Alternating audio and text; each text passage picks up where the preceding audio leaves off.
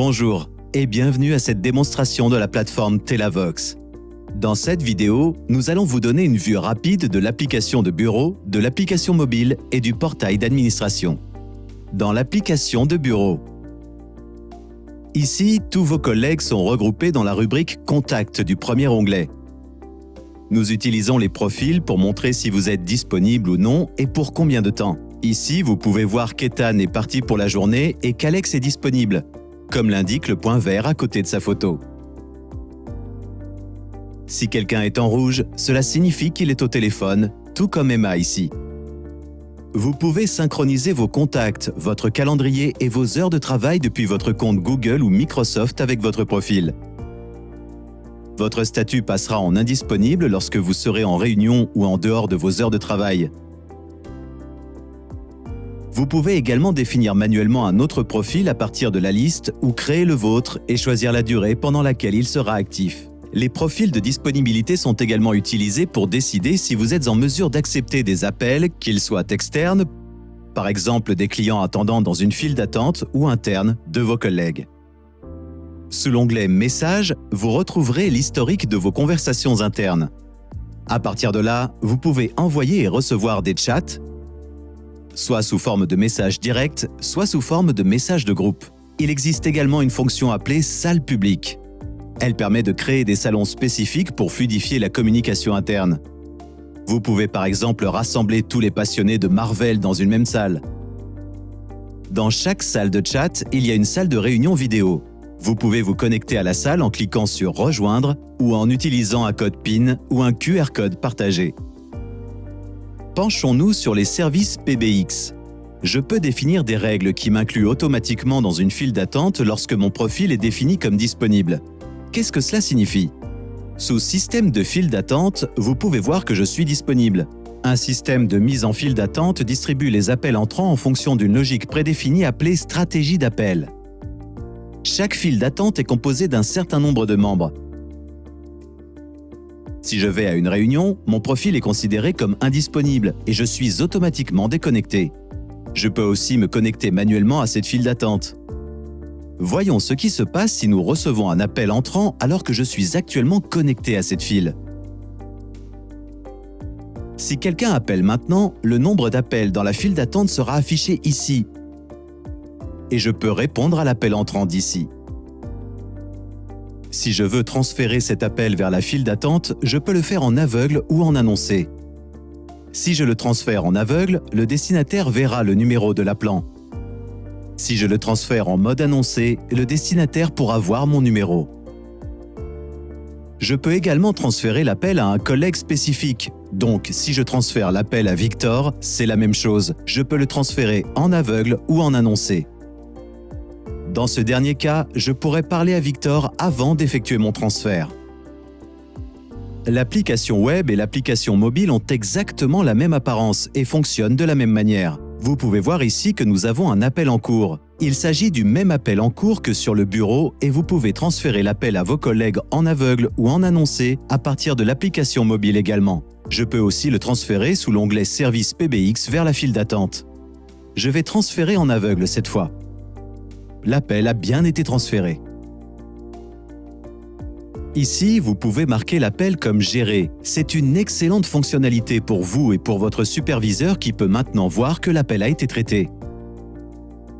Dans cette section, vous obtenez des statistiques détaillées et vous pouvez voir qui a répondu à l'appel, combien de temps ils ont parlé et combien de temps le client a dû attendre. Si vous êtes en déplacement, vous pouvez voir toutes les statistiques en direct depuis l'application mobile. Le taux de réponse, le temps moyen d'attente, le temps moyen de conversation ainsi que le niveau de service. Ici, un superviseur peut également connecter ou déconnecter des personnes depuis l'application mobile. Vous pouvez également ouvrir ou fermer l'ensemble de la file d'attente.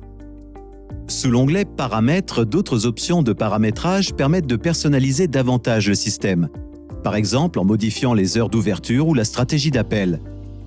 La stratégie d'appel permet à l'administrateur ou au superviseur de choisir comment les appels seront répartis entre les membres de la file d'attente.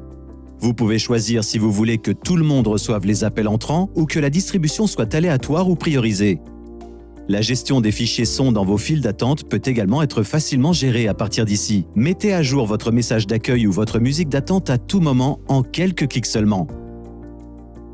L'onglet Paramètres offre d'autres possibilités de personnalisation.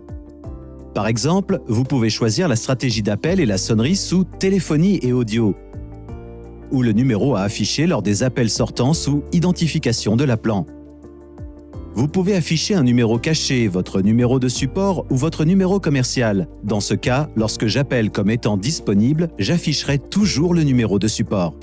Dans l'onglet « Appel entrant », vous pouvez facilement définir ce qui doit se passer dans différents scénarios d'appel entrant, jusque dans les moindres détails grâce aux différents profils. Sous l'onglet « Historique », vous avez tous vos appels documentés sous les catégories « Tous »,« Manqués » et « Boîte vocale ». Ici, vous pouvez écouter les enregistrements des messages vocaux directement dans l'application et vous pouvez choisir de faire transcrire le message vocal en texte par un automate et vous le faire envoyer par email. En général, il est plutôt bon, mais on ne lui en voudra pas s'il s'en mêle les pinceaux. Une autre fonctionnalité excellente est que vous pouvez choisir d'enregistrer les appels, ce qui peut être très utile si vous devez documenter l'accord d'un client par téléphone. Passons maintenant au portail d'administration. Vous pouvez vous connecter au portail d'administration avec votre compte Google ou Microsoft, votre numéro de téléphone ou l'adresse email de votre choix. Si vous vous connectez avec votre compte Google ou Microsoft, il s'agit du même identifiant de connexion que vous utilisez avec ces services. Lorsque vous entrez dans le portail administrateur, vous obtenez un aperçu du nombre d'utilisateurs actifs en ce moment. Vous obtenez également un bref aperçu du nombre d'utilisateurs qui ont téléchargé l'application. Dans notre cas, 85% ont téléchargé l'application. Vous avez 3 groupes, 2 systèmes PBX et une messagerie vocale. Sur vos 13 utilisateurs, 6 sont des utilisateurs fixes et 6 sont des utilisateurs mobiles. Nous vous informons ici des licences inutilisées. C'est à vous de décider si vous voulez les activer ou les annuler. Cette fonctionnalité vous aide à économiser de l'argent. Sous l'onglet « Utilisateurs », vous obtenez un aperçu de tous vos utilisateurs. Lorsque vous ajoutez un utilisateur, vous pouvez le créer en partant de zéro ou utiliser un modèle existant. Je vais vous montrer comment vous pouvez rapidement ajouter un nouvel utilisateur dans la plateforme en partant de zéro. Nous pouvons choisir le pays ou le département dont il fera partie. Ces paramètres, tels que le lieu de facturation, seront automatiquement définis. Choisissez une licence, si vous voulez utiliser une licence existante ou non, et enfin vous choisissez un numéro. Choisissez également l'intégration que vous souhaitez ajouter à votre nouvel utilisateur. Admettons qu'il aura l'intégration CRM. Et j'appuie sur « Créer ». Tout se fait en temps réel. C'est aussi simple et rapide que cela. Notre nouvel utilisateur est prêt à démarrer, à se connecter et à utiliser notre service. Il est également facile et rapide de modifier ou de supprimer des utilisateurs. Faisons une démonstration avec Alex.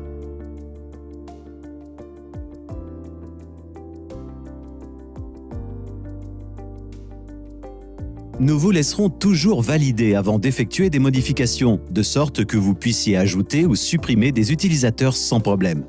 Dans les services supplémentaires, il est très facile d'ajouter des services comme l'enregistrement d'appels ou l'intégration CRM. Dans ce cas, vous pouvez voir que cet utilisateur dispose déjà des appels enregistrés et de CC Pro, et que si je clique sur « Enregistrer », j'ai ajouté de nouvelles fonctionnalités à ce membre. Grâce à la fonction de recherche, je peux trouver tous mes collègues et même en sélectionner plusieurs pour effectuer des modifications. Je peux filtrer en fonction du pays, du département ou de tout autre élément que vous préférez utiliser. Montrons maintenant comment définir un scénario d'appel ou un SVI. C'est là que de nombreuses personnes ont du mal à répondre aux questions suivantes. Comment voulons-nous être organisés? À quoi voulons-nous que le flux d'appel ressemble? Etc. Cet outil est simple et facile à utiliser grâce à sa vue graphique. Vous pouvez clairement voir les flux d'appels depuis le haut, descendre l'arborescence jusqu'à ce numéro, connaître les heures d'ouverture, etc. C'est ainsi que vous pouvez facilement proposer des choix à vos clients lorsqu'ils appellent ce numéro. À partir de là, je peux décider de poser une autre question, de me connecter à une équipe, à un groupe ou à une personne, ou de l'envoyer vers une boîte vocale. C'est donc ici que vous concevez l'ensemble de votre flux d'appels. Et dès que j'ai appuyé sur le bouton Enregistrer, le système est opérationnel et je peux l'essayer moi-même. À partir d'ici, je peux enregistrer de nouvelles annonces ou ajouter un fichier son à n'importe quel bloc de construction de notre arborescence PBX. Sous Service PBX, vous pouvez ajouter de nouvelles files d'attente. Disons que nous avons un nouveau groupe de support client et qu'il veut son propre numéro. Appuyez sur le signe plus et allez dans Système de file d'attente. Nommez votre nouvelle file d'attente. Je vais choisir un numéro et créer la file d'attente PBX. Tout ceci se passe aussi en temps réel. Je vais ajouter quelques numéros. Lorsque j'appuie sur Enregistrer les modifications, si quelqu'un appelle ce groupe de test, il va appeler les 3 membres. Voilà, c'est aussi rapide que cela de créer une nouvelle file d'attente. Si vous allez dans les horaires d'ouverture, vous pouvez définir les heures d'ouverture assez rapidement. C'est un simple glisser-déposer. Disons qu'il ferme à 21 h et rouvre à 8 h de manière récurrente tous les jours.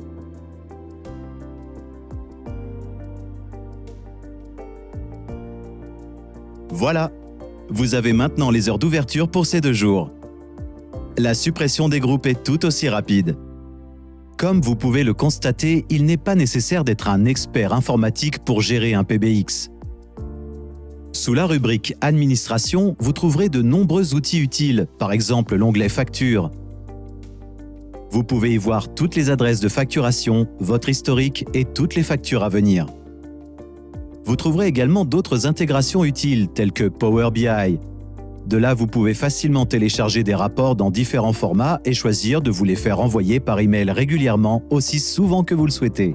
De là, vous pouvez accéder à l'application web. Comme vous le voyez, vous avez exactement le même produit sur toutes les plateformes et lorsque vous ajoutez des intégrations, elles s'intègrent à l'ensemble du système.